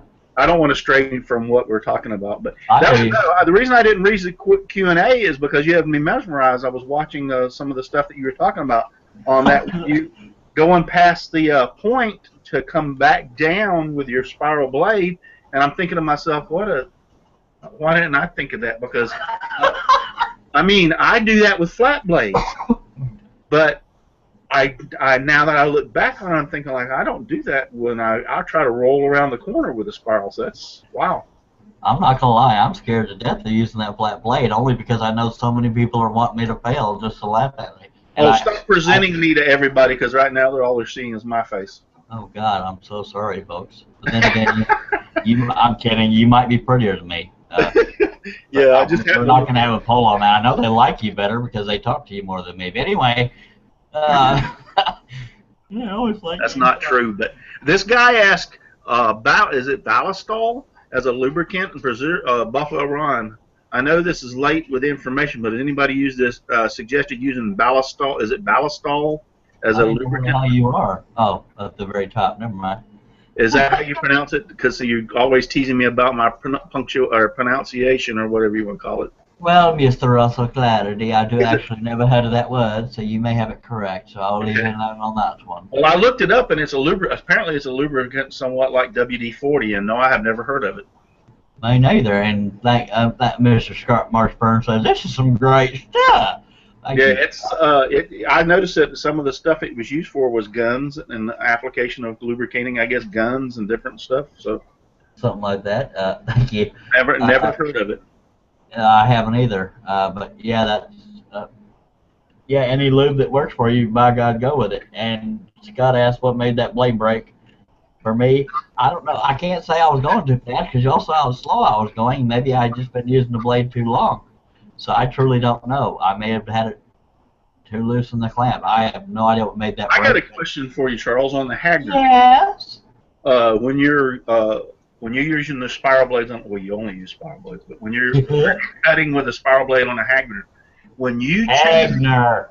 what? It's spelled H-E-G. It's Hagner. Okay, Hagner. You're gonna get cyber spanked next time you say Hagner. Just say Okay, so am I saying it right this time? Hagner? absolutely. I'm so proud. Go ahead. Okay. When you're using the Hagner, when you change directions cutting, can you hear a difference in the sound that your saw makes, if that makes sense? It makes sense, but I've never paid attention, to be honest. It's the Wow, only because time now I wish I knew the difference, and someday I will. Now, you use spirals and straights, so you can probably answer this better than I can if I can remember what I was going to say. Ah, crap. The difference, like when you start up your saw, if it makes a sound different from what you're used to, you know that it means your tension's loose, or it means you forgot to tension it all together with the tension lever, or it means you're not in the clamps good enough. So if you've been, this is going out to the beginners, obviously, but when you get doing this long enough, you hear a sound, you'll automatically know, oops, I forgot to tighten the tension. Well, here, I forgot to clamp it in. Let's see if we can. The volume on this is good enough. I'm going to move it closer to the mic, but let's see if you can hear the difference. All right, now this is with the blade's just clamped in. Here, the blade is just clamped in without any tension. Now listen to it. Let's see if you can hear it. Can you hear that? Very readily, yes. All right, now we're going to add the tension. Much smoother, Russ. Oh, that, and like you said, there is a difference. I've been doing this long enough, I don't even have to realize, I know as soon as I hear it what I've done wrong. And the same thing with the, if you have too much slack in this blade, you can hear the sound my blade makes. But if you have too much slack in this blade, I will hear the sound and immediately know. But what I'm talking about with is if I'm using a spiral blade and I'm cutting, and let's see if I can show you here, move my mouse out of the way. And I'm cutting, let's say, in this direction, and I go to change to go to this direction, I can hear a difference in the sound of that my saw makes in the cutting. And I was just curious if you could hear that too on your Hagner. I'm honest. You said it correctly. Yeah, everybody applaud. Sorry, Russ. No, I've never paid attention to see if it sounded different. I guess if it did, I would probably notice because I was just telling you about how I know certain things by the sound. But I don't mean to jump out of that conversation, but it's starting to fill up in the Q&A. I'm going to go. Tom Cole says, the difference in sound quite often tells you that the tension needs a little adjustment. Thank you very much, Tom. We just said that. I'm just messing with you, Tom, because I know you. Thank you, Tom. And he also says, my comments on straight line is referring to a straight blade. Yeah, I told you that earlier. Yeah. It's some, I forgot where I was. Okay, start over. Dan, I believe is DWSSR2. I believe his name is Dan, says, really enjoy the show, Charlie. Charlie and Russ, I have to go work. Bummer. Well, you get paid more than we are, Dan, but thank you for that. We're having fun doing it. It will not always run this long, I hope, because I don't want to run people off. we still have 12 viewers, so at least some stayed. Thank y'all. Tom Cole also says, one little tip regarding straight lines. I find that the Hagner with a straight edge on my table, oh, you already said that one, right? Yeah, that one you can delete, and the next one you can delete. Both of those are from I read to you earlier. Okay, I have to have a long lecture with my co-host today. I'm kidding. I am not a hard butt by any means, Russ. I did read these to you earlier. Well, I know, but you're supposed to delete them as you how go. do you delete them? I said, how do you delete them? You're going to have to teach me that. Oh, you just hit select and then up in the... Where's okay. select? Okay, maybe only the person who opened the room could see it. Okay. Yes, okay. You can only delete them. I beg for your forgiveness, sir. I'm terribly sorry. Yeah, because I tried earlier. I'm trying to delete them, going like, it's not deleting. I got to ask Charles how to do this. Now I can't delete them. Anybody viewing for the first time is going to think I treat you like crap.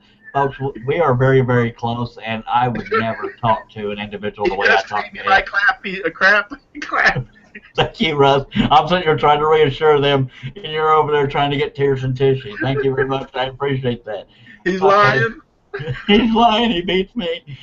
My wife beats me, but I love it. Oh, don't go there, Charlie. Okay, Scott Marshburn says... I got tears because I'm laughing so hard. Oh, God, I don't even know if I should repeat this, but what the hell, it's fun. Cover your kids' ears, folks. Scott Marshburn says, when I said, yes, this is great stuff, I was referring to the show. Personally, as a lube, I prefer KY. Hopefully, he was referring to, like, grease on a something or other. I know what KY is, but I hope he meant on his scroll saw. God in heaven help us. We just lost a viewer. That might have been somebody that died laughing. Okay. Rusty, do you want to try to go over your quick video on how to use a straight blader since we aired that last we've week? gone long enough. We'll go over. You cover the straw. We'll go over the straights next show, so we don't go way too long. That, or not to take away from you on that, Russ, but I believe it was the last evening show that we did that on. People can go back and watch that if they chose. I would have to change the position of my laptop for you able to look down on my. I could do that with changing the table, but I just feel that the show's so long that we'll just. I'll do it next. We can do it real quick next week, and I'll just go over a few things that next. Yeah, week. That, or we could.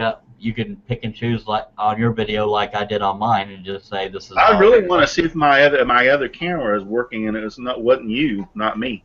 Yeah, and I had to reboot. Usually, I reboot my computer before I start the show, so that there's no memory lacking or too much crap going on.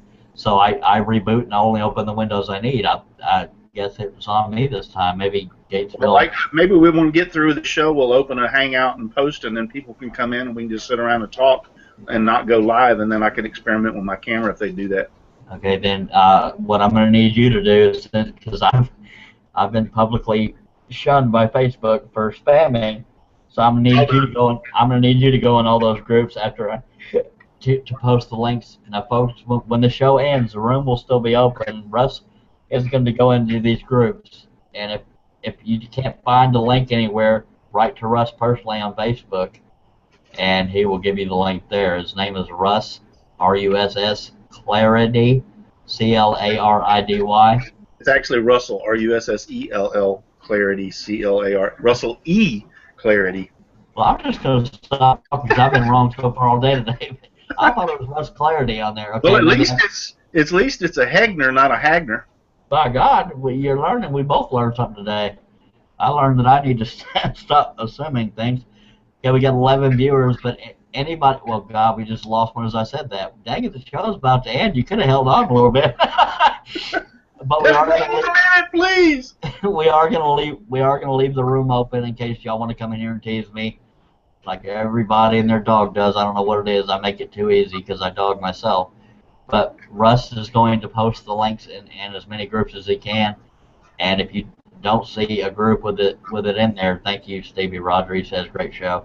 If you don't see the link posted in any of the groups that you're in, like Russell E. Clarity, C-L-A-R-I-D-Y, write to him personally on Facebook, and he will also give you the link to get in the room. I can't because I got barred from Facebook posting into groups a while back for posting too much, and I don't want to take any more chances. Mr. My ass. I mean, my butt. No, you can call him Mr. Clarity, but on Facebook it's not Mr. It's just Russell E. Clarity. Claridy. We're gonna close. We're gonna close the in the show, but leave the room open. But I don't even have to say it, but I'm gonna do it anyways, along with my pretty mug by J.T. Reagan. Y'all scroll on, all right? By God, be good.